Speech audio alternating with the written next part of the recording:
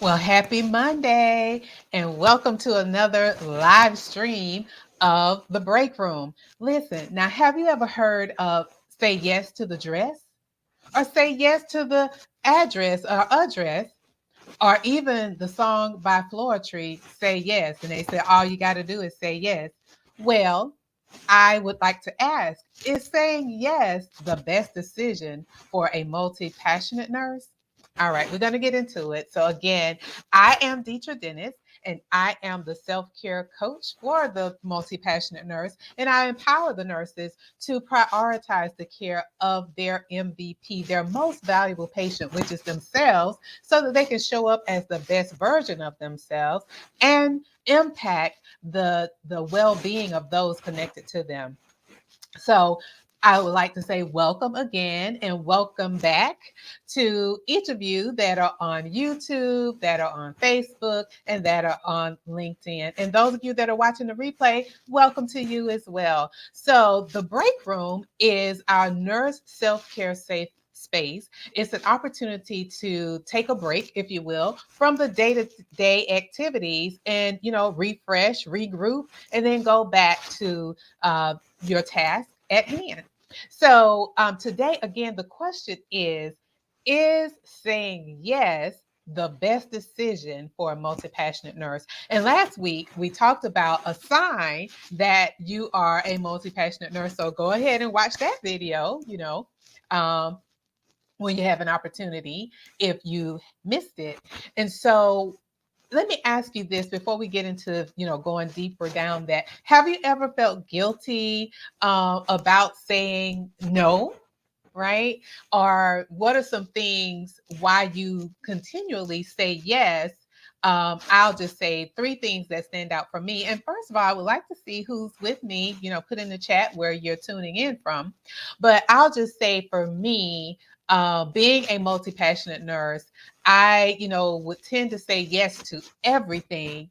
And, there were times I would say yes and didn't say no. Internally, I was saying, dog, why did I say yes? But I felt guilty if I said no to the person or the organization that would ask me something.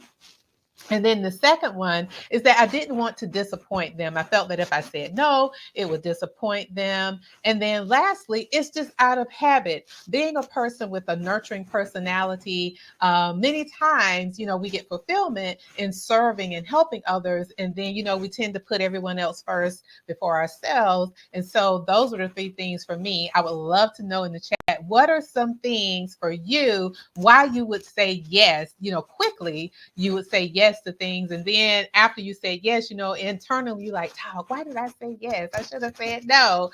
So I would love to hear that from you. Even if you're watching the replay, I would love to hear the feedback on what you would say no, say yes to, and wish, internally. You definitely wouldn't share that with anyone else that you wanted to say no, but internally you're having that inner dialogue like, oh, why did I say yes? I would love to see that in the chat. Now, some things that happen as a result of us always saying yes. There are three things. There are many, but I always like to stick with 3 points because we have a short time together here in the break room. Is that, by doing that, you are overcommitting yourself, and then you're overtired, and then you're not able to show up as the best version of yourself because you were, really exhausted, being everything to everybody. You're exhausted, right? The other thing that happens when you are always saying yes is that, it creates stress for you. And we have, and what happens with the stress, prolonged stress, we've talked about this before about burnout, and then that impacts your health and well-being. And we have a video again a live stream that we talked about that before, and what is burnout doing to your body. So again, if you want to watch that, at your leisure, to watch that. And then lastly, you don't have time for yourself because you, again, you listen, I'm gonna say it like this: you are tired, okay? You're tired without the R. I don't know if anybody's ever been to that point of exhaustion that you tired, not tired, but tired. Take the R out. I'm not sure if you had that experience or not, but when you're saying yes, those are some things that happen. So what I want to leave with you today is to consider this: the next time someone asks you to, be of service or to do a task or whatever it may be that they ask of you, before that, I would say, number one, start practicing in the mirror saying no, because no is a complete sentence, right? So practice in the mirror saying no with love and with confidence. Because let me tell you, I remember my first time ever saying no to someone. Because listen, I would say yes to everything, okay? And like I said, being everything to everybody and just totally exhausted. But the first time that I started would say no, the first time I said no to someone, I was so nervous. I mean, I was just sweating, and thankfully it was over text, but still I was, just had a moment with saying no. That really shook me. Look, I needed to go sit down somewhere after I said no, because I had just a range of emotions when I first said no. So to prevent that, go ahead and practice in the mirror saying no with a smile, with confidence, and with love. Okay, so that's number one. The second thing I would say is slow down before you respond. Because listen, when someone asks us something, we automatically like, yes, yes, I'll do it. And like I said, as I said earlier, you end up saying like, why did I say yes? Knowing that, whatever the issue is, like, why did I say yes? So pause, take some time. And if they don't need a response from you immediately, sleep on it, because once you sleep on it, you have an opportunity, your subconscious has an opportunity to process things. And then when you awaken refreshed and can have clarity of thought and really be able to respond to the person, be it yes or no, on that next day after you've had an opportunity to sleep on it.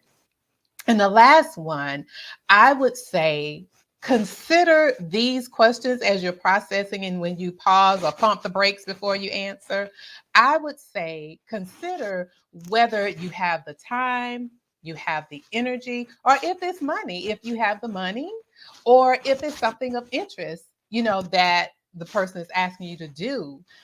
Consider those things before you respond. So, to answer the question that we started this conversation off with is saying yes the best decision for a multi-passionate nurse?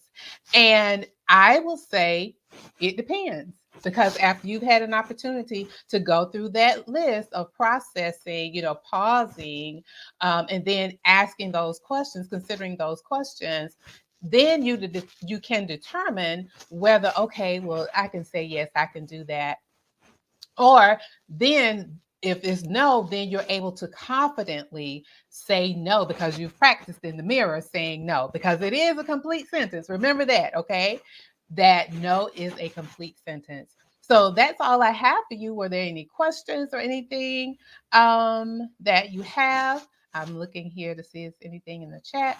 And so the other thing I wanted to just mention with you as well, because I didn't say this in the beginning, is to like the video and share it with someone who you feel could benefit from what we've talked about. If you know a nurse that is a multi-passionate nurse, like I said, what we talked about last week, feel free to share this with her. And I know it will be a blessing to her, because these are some things that I have gone through. Is nothing that I'm sharing that I haven't gone through myself in being a multi-passionate nurse, and having to learn how to pause and pump the brakes before I said yes.